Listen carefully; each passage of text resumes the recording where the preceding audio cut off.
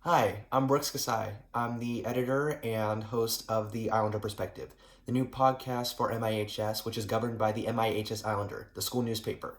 Today we're going to be talking about the new club ECAR, its influence on the island, its origins, and its purpose and goal. And we're going to be talking about how it connects to the raising controversy with the MIHS curriculum for world history and the MISD curriculum for world history. Just to let you guys know, the camera quality isn't the best because I did have to film with my laptop. I'm going to fix that in later episodes, but for now, please bear with me. Okay, enjoy. Hi. Hey, Sorry. it's all good. All right. So hopefully this is going to record with audio. Did it just like record our faces last time or something, or did it just not Yeah, it was like a record? silent movie. Like, okay. Oh, that's really unfortunate. Yeah, I mean, like, I was trying to record with my iPad and like do the screen recording thing, but like it wasn't working. I don't know. Like, apparently you can't do that when you're like recording Zooms. But there's a recording option on Zoom for like the laptop version. So the camera isn't the best, I'll admit, but the audio is going to work, and for the most part, you'll be able to tell that like we're us. So fingers crossed that this works. All right, so let's just jump into it. All right, so this is our podcast. We're calling it the Islander Perspective. And Okay. today we're going to be talking about your new club called ECAR. Wait, shoot. Uh, E-car. ECAR. Okay, Yes. it's ECAR. So, what does ECAR stand for? The Education Coalition for Asian American Representation. So, what is that all about? Okay. A bunch of students kind of noticed that our curriculum is very Eurocentric, and I think it's not the first time, but um, we wanted to do something about it. So we formed this club called eCar, and we're pushing for ethnic studies in our school system. And then we're also like this is the main Asian American part. We're teaching the public about Asian American history that is often like left out of our school system. Um, and we literally only learn Japanese internment, and that's the only Asian American history we're learning. So we're kind of pushing to get more added. So yeah, I think that's a good overview of what we do. Nice. So, what role do you play in the club? I'm a co-president, and I also founded the club. The other co-president is Olivia Guo.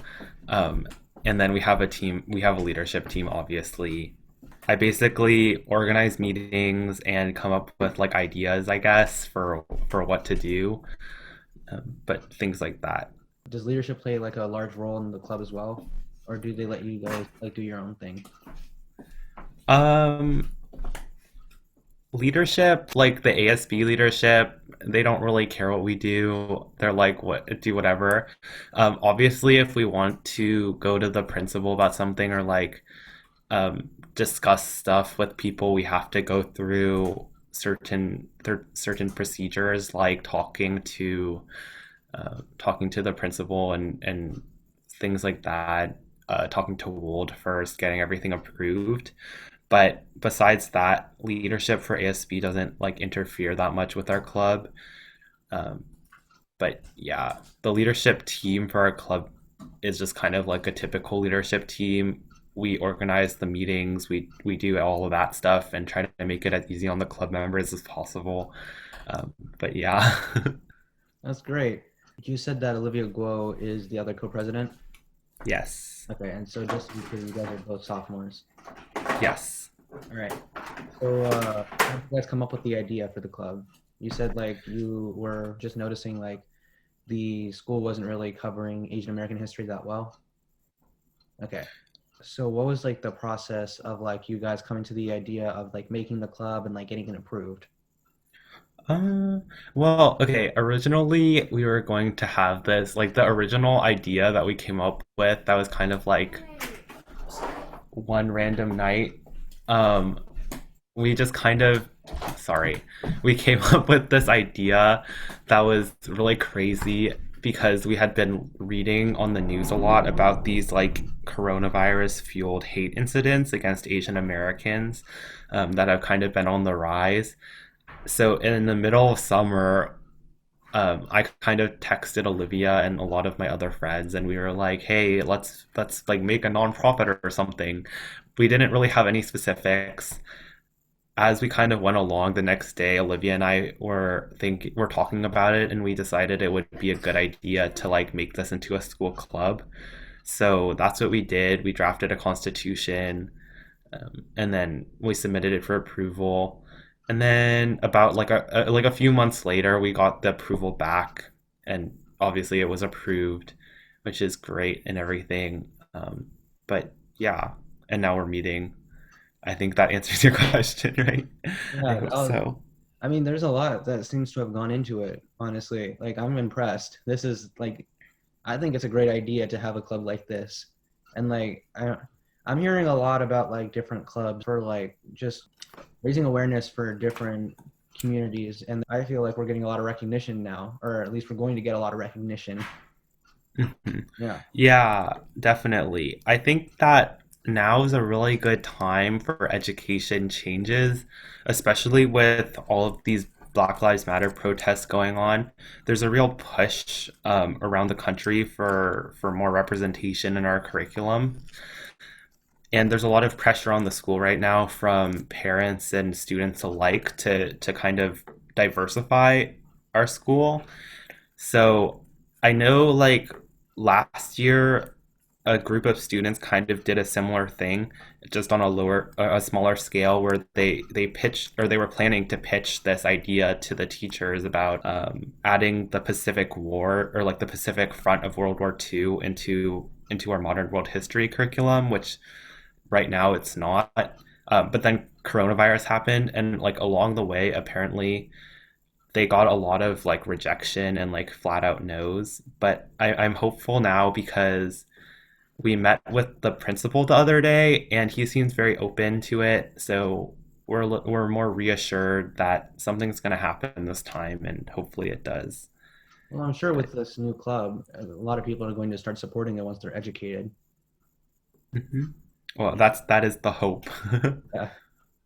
Aside from Olivia and leadership and you, who else is involved? So we have I think about 19 members, if I remember correctly. We have our treasurer, our student treasurer is Harrison Wong. Um, he is also a sophomore. We have Anna Bertlin as our secretary. She is also a sophomore. And most of these leadership appointments were because like we know them, and we pretty much only know sophomores. So that's kind of the way it played out. We did have an opening in our PR coordinator position. So Lena, um, sorry, I can't. See? Lena, do you know Yeah, I know Hardesky, her. I have right? journalism with her. Yeah, sorry, it's Hardesky, right? Just Yeah. Uh, yeah. okay. She is our PR coordinator, and she's done a really good job with that. She's been working really closely because she was on the same team that was pushing for the inclusion of the Pacific Front last year. So, Nice. So, about meetings, where do we go? How do we sign up? so actually, on the curriculum night website, oddly enough, there are all of the links to the club, and I think that it'll permanently be on the website.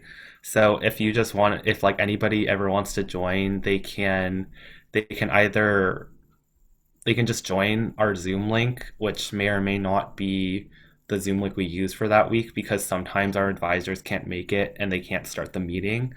Um, or they can just get in contact with me or Olivia, and we will send you the Zoom link, or we'll add you to the email list, and then they can just join, I guess. But yeah, it's open to anyone. Anyone can join at any time. It doesn't really matter. But yeah. Noted. So like, how are you guys getting the word out for the club? We've tried to get the word out a couple different ways. We handed out flyers at Feed and Photos Day. We have just been advertising in general through our Instagram accounts. There's an eCar Instagram account that we made. Um, Wait, what's the username? it's at eCarMI, so ECAARMI. And then yeah, just like person to person networking, trying to like ask people if they are interested in joining. And we understand that a lot of people are busy, but we hope that this is really important to some people and that they'd be willing to put aside their time and do this to help us. So, what is like the big message that you guys are trying to send with this? Like the end goal. What's the dream with all of it? Um, I guess the dream. So we're trying to get this kind of diversified curriculum incorporated into all of Washington. Um, right now, we're working on Mercer Island and we're working on Asian American history, but I guess one day we are hoping to make certain events from all of the minority group histories to be required learning at Washington schools. So and then obviously nationally, but we're dreaming. I think Washington is a really good goal for now. Um, so yeah, Well, I mean, I'm sure that is going to make a big difference on Mercer Island. Like, I have no doubt about it. I'm optimistic. I think it's going to make a big difference. yeah, I think so too. If it gets approved or like if what we're doing works, then it'll make a big difference. So yeah. But what? Okay, so what is like one thing that like you think that like everybody should know about eCar that would like convince them to join?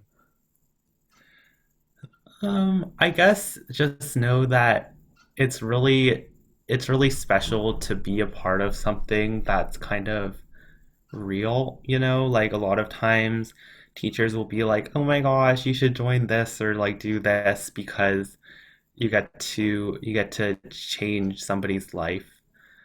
And it's true a lot of the times, but sometimes it's like, you're really doing nothing. It's just kind of performative. And I think that with this, we have a real opportunity to change Washington and change a lot of people's lives for the better. And I think I hope that's compelling enough to people who want to join the club.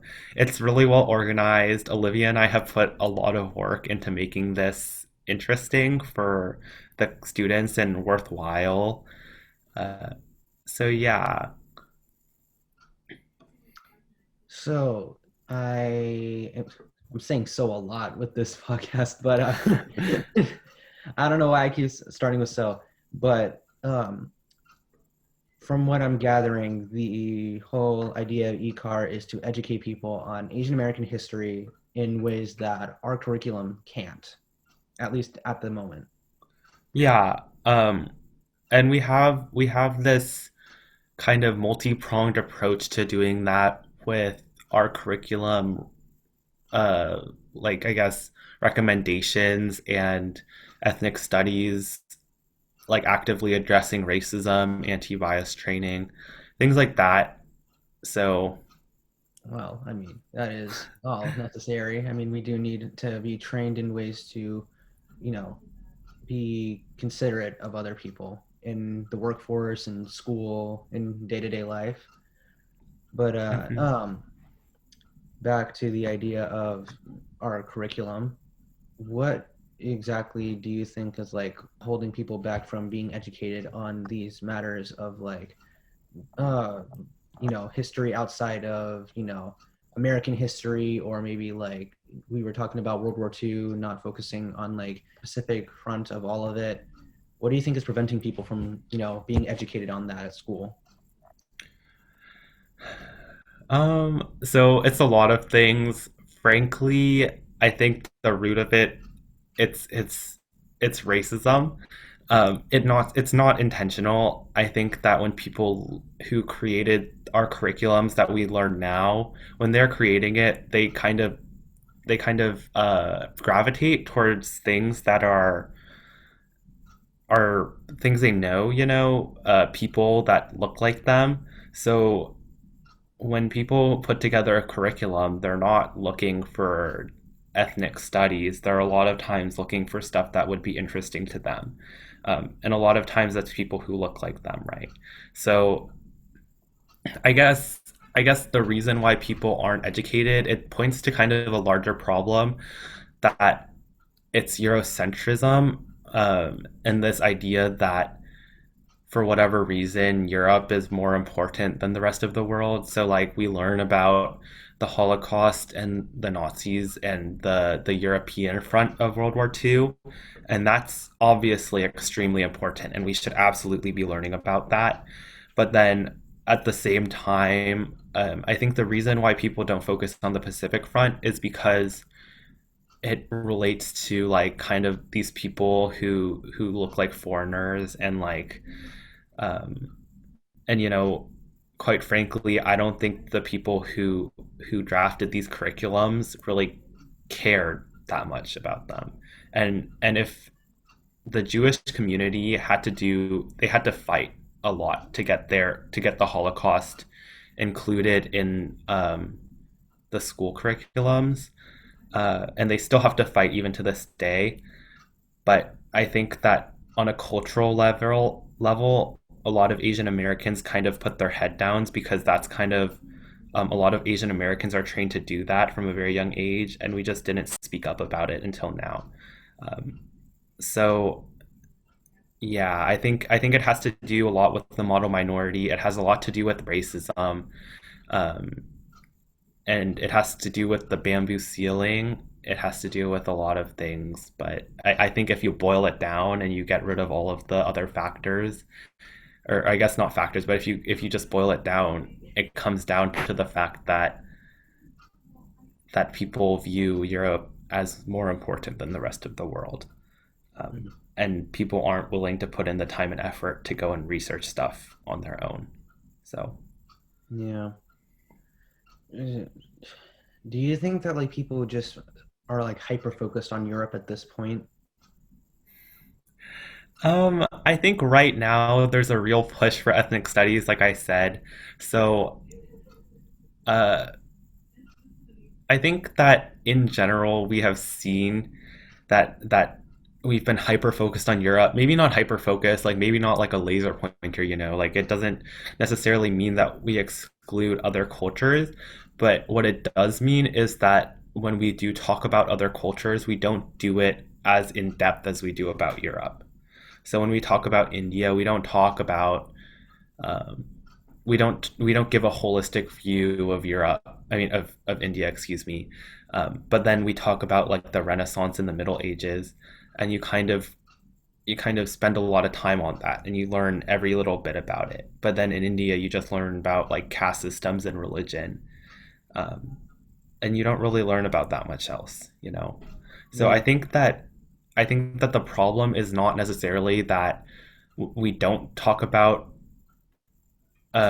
non-Eurocentric history, although it sort of is because there's a lot of history that we leave out. I think the problem is that when we do, we don't do a good job, and we kind of leave a lot of we leave a lot of perspectives out of like mixes. And even in Eurocentric history, we don't talk about the effects on the minorities in the situations. Like we kind of glossed over the Native American struggle in American history. Uh, so yeah, I think that it's a very one-sided perspective of the world and one-sided view of the world that we learn in our schools. So I think it's a lot of things, really. I don't know if that made sense, but No, it makes sense. yeah. Yeah. Okay. Yeah, I'm just like I'm thinking about it now because like we I mean, we are trying now to learn more about like other cultures aside from like the major events that have happened, major time periods, major events that have happened in Europe. Like you said, the Middle Ages, the Renaissance. We've talked about the Revolutionary War. We when did we do that? Like seventh grade, I think. I think Uh, eighth grade, but yeah. yeah, we did a lot more about U.S. history in eighth grade. Um, but like I don't know, we tend to gloss. I feel like, how do I put this into words?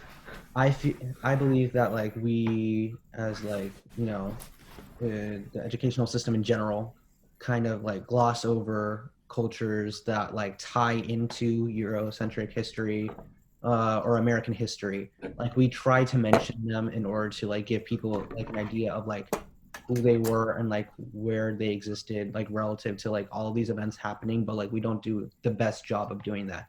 Like we talked about like Native Americans and how they were around in like the 17 and 1800s and 1900s, but like we don't go that in depth into it. Like I don't remember like an insane amount of like what I learned about Native American history when I was learning about it in like seventh grade, eighth grade. But like for some reason, I understand like a lot of what happened during like World War II in America and like what happened during like the Civil Rights Movement, which are all extremely important like moments in time, which we should be learning about. Don't get me wrong, but I also feel like we need to focus on other parts, whether it be like we need to make a different class entirely to like focus on these big ideas like we talked about in the last meeting that kind of got ruined. We talked about like um what did you call it? What was the Ethnic studies. yeah, an ethnic studies class where we focused on specific cultures and like like their idea, like their societies, like all of their customs and all of that. And like I feel like we need like classes for that, like for Asian American history, African American history, world studies in general. There's bottom line, I think there's a lot that we can do. Hmm. I definitely would agree with that. Yeah, just like even okay, so Asian Americans are obviously a huge population on Mercer Island. And despite that, even though we have Asian Americans who are breaking the ceiling and getting up there into leadership positions right now, um, maybe a little bit easier, obviously, because of our model minority myth status, then like we have it easier than a lot of obviously African American and like Native American and Latinx folks. But we're getting up there, and even despite the fact that we're kind of breaking these norms right now, one thing we haven't talked about is education. Um, and there's so much. Like I did so much research into this um, over the summer and just recently about all of the things we didn't learn in schools, and there's so much that's really important from our history that is left out. And if Asian Americans have only been here, like we were here from the very beginning of the country, but besides that, like we've only truly been making a difference in the United States since like the 19 or like the late 1800s, 1900s, right? And if we have this much history that we kind of are demanding should be taught, like how much history is there to the people who have been here for even longer than us, like the African Americans and the Latinx Americans and the Native Americans, obviously. But I just think it's really shameful that we're so Eurocentric and we only learn about white history, as I've said several times before. But yeah. Yeah. Eh, well, I mean, that was a really good point. Yeah, I'm just like I'm thinking about like all of the history that we've missed over like the years that we've been in school and been learning about other cultures, you know, supposedly learning about like the ins and outs of other cultures.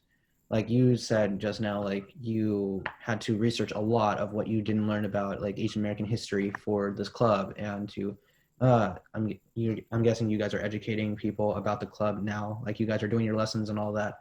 So like that is like a step that we are taking for Asian American history. And like now I'm hearing about like other clubs, which I'm not going to say like I know what their end goal is because like I'm learning about the end goal through you about ECAR.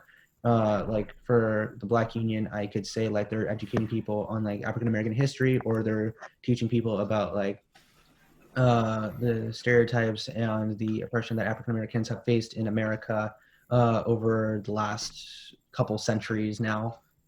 Hmm. But to be completely honest, I don't know because I haven't gone to the meetings, and I can't say the same thing for Hispanic American history because I personally do not know as much as I should, and I Hmm. want to learn as much as I can, just like I want to learn about ECAR. Yeah, yeah. One thing I found really interesting as I've been doing all this research, um, it really helps you to understand and like analyze current events if you know history.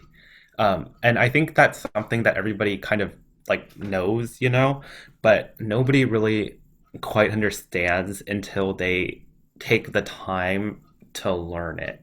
Um, and so I've been doing a little bit of research on Black oppression through the ages um, and Asian American history, obviously, with Chinese exclusion and all that. And it really like when Donald Trump goes and locks up these Latino people and they deport them, it's really strikingly similar to what happened during the Chinese Exclusion Act. Um, and there's so many parallels like that from the past to today that I think would be so beneficial if people just understood them. And uh, as we kind of train this new age of educated voters and for the future of our country's sake, I like more and more I am convinced that learning ethnic studies is really important. So um, I guess I'm very obviously I'm a very avid or very active proponent of or not proponent, sorry, I'm looking for the word of like I guess activist um, and I've been advocating for ethnic studies, but I think that if people would just take the time and learn it, it would be very beneficial, and we could probably solve a lot of problems that we're having issues with right now. But yeah. Yeah, I mean, I'm to be honest, I feel like we ourselves kind of, are more passionate about it because like, I mean, let's face it, we're minorities, you're Asian American, I'm African American, like these things, Hmm. like the history of like the people that we associate with, like, whether or not like we came to the country like 200 years ago, or maybe like our parents or grandparents are immigrants, like this is our community, and learning about the history of our community is extremely important. And I feel like Hmm. to learn about it and like to be associated with such a community and like to feel like you are a part of it are two different things, and it takes more convincing to educate like the former, the people who are just learning about it, Hmm. like Asian Americans have struggles that they have to face. African Americans have struggles that they have to face. Minorities in general have individual struggles that they have to face. Yeah, but like, okay, we kind of got a taste of just blatant, straight up racism lately with COVID going on and this anti-Chinese rhetoric that like is really hurtful to us as a community.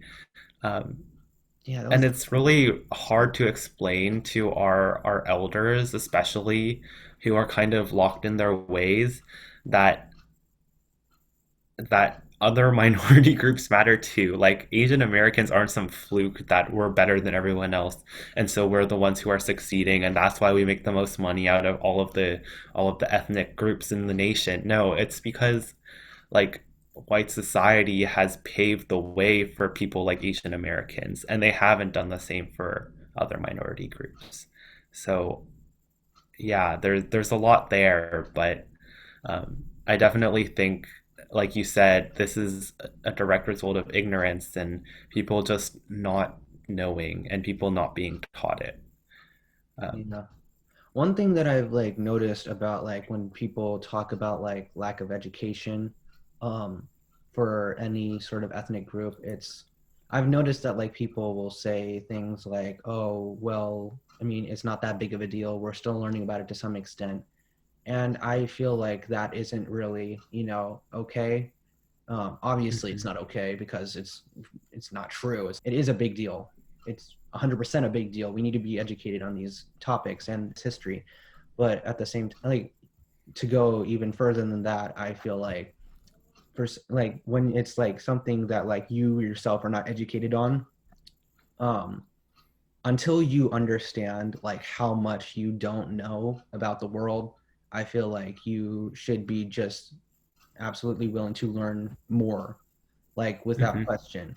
Like it's like saying, let's say, let's call this a math class, okay? I'm just going to use this analogy here. All right, like let's say that somebody who is in geometry, because we're in 10th grade, let's say that someone in geometry is like saying that somebody in third grade math is they need to learn more if they're going to be successful in the world and, have a better understanding of how to do math. And then a third grade math student says like, oh no, I know enough, that's fine, like I know what it's about but I don't need to learn it.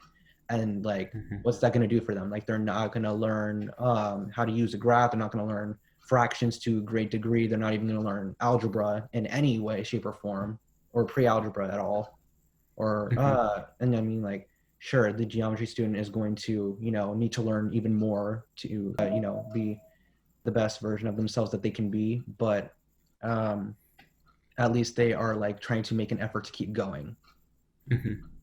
I feel like Yeah. next to like when people are trying to learn about history, like somebody who may know more about the history of like their own community or the history of the world in general, telling somebody who has only learned about maybe Eurocentric history or the history of the United States, when they say that like they need to learn more about the world, and then somebody who only knows like a limited amount of history says like I know enough about the world, like that's not going to get you as far. Mhm. Yeah. I think I think with that, part of the issue that people face is this feeling of like needing to be perfect almost, like it's really hard to have these conversations about race. It's a very sensitive subject. It's like you don't want to say the wrong thing, but the truth is like you're going to mess up at some point. And I think that it's up to us to kind of be like, it's okay because this stuff has been ingrained. This Eurocentric view of the world has been ingrained in the minds of people for centuries, since like the beginning of um, from like I don't know, just like from the beginning of civilization, this like whoever's the dominant power in the world kind of decides everything. Like it's been ingrained in our minds our entire lives, and it's really hard to like break out of that. So like just now I was thinking a little bit about like what I was saying before, and like comparing the experiences of like an African American to the experiences of like an Asian American, and I'm realizing that like maybe it was a little bit insensitive, but at the same time, it's really hard to change our habits, and like these Eurocentric kind of insensitive ideas creep into our everyday conversations and things like this. And Um, yeah, I think that it's important for white people to understand, and for Asians to understand alike, and all of us to understand that, it's okay to make mistakes, and we just kind of move on with it. But um, Yeah. yeah. Okay. Something that I don't understand is how people can be so afraid to mess up that like they straight up say something that's even more offensive. Yeah. Like, I think that has to, yeah. Yeah. yeah, I mean, look, I'm gonna be completely honest. People mess up. Like that's understandable. All right. Like some people are going to say some offensive things by accident, and that is, I mean, it's not the best thing in the world, but I mean, it's okay if you're going to like admit that you made a mistake and you're going to learn from it. Like that makes sense. Like Mhm. I'm bound to say something that might not be as offensive or that might not be as like nice to another like community by accident. You might be able to say something like that. Anyone can make that kind of mistake, but if you're willing to accept that you made the mistake instead of deny it and move forward knowing better, then you made progress and that's okay. Yeah. And a lot of that has to do with like people are very stubborn and very prideful, or like in my opinion, I kind of see a lot of these people and they're like, you know what, if I don't think that I have the capacity to be an anti-racist, if I don't think I have the capacity to be not racist, right, then I'm just gonna go to the opposite end of the spectrum because that's easy. That's like what we've been taught, right? So when people say these inflammatory like awful things, it's running back to comfort, but they don't understand like how that kind of affects other people, and it's all about them and it's their pride. But I think that in order to talk about race, you have to be willing to set aside that and set aside all of your pride and be like, I'm gonna make a mistake and it's gonna be okay. Yeah. um, so yeah. So, we're running out of time. We got about like 12-ish minutes. So, Hmm. back to the idea of e-car. Let's just like Hmm. do a quick recap of like what it is and how it connects to about the last half hour of what we were talking about. Yeah. So, um, eCars dedicated to educating the community and the public about Asian American history. Um, and from there, the hope is that people can use that history and what they know to cross apply it to their lives. So everything we talked about just in the last few minutes, it relates to the idea that education is extremely important on the road to becoming an anti-racist society. And one step in that process is just knowing history. Um, so uh, we're setting up eCar is setting up this 10-day seminar, and we'll give more information about it later, and we'll advertise it and everything. Anyone's welcome to it. It'll be free, or I guess 9-day seminar. And we're hoping that people come to it, and we're gonna be going over a lot of Asian American historical events. We're gonna be having like anti-bias training there and like some projecty like fun things too. Hopefully, it won't just be like boring or whatever, but that'll be good if people want to come to that. And then like eCar as a whole, that's like our main project right now. We're also pushing for education reform in the school system, like I said. So yeah, does that about I think that about sums up eCar and how it kind of relates to what we've been talking about, and kind of what we're doing in order to achieve our goal. But yeah. All right. Well, thank you so much for coming onto the Islander Perspective. Mhm. It was a pleasure talking with you, and I will see you at school, or maybe we'll talk more about this later. Who knows? Online. All right. Okay. Thank you, Yeah, thank you listeners. for having me. Thank you. All right. Well, you have a nice evening, and I'll see you later. You too. Bye. Bye. All right. Thank you for watching the Islander Perspective. This was Brooks Kasai and our guest Garrett Lee talking about eCar and the Eurocentric curriculum of our World History Department at MIHS. Thank you for watching and see you in the next episode. Bye.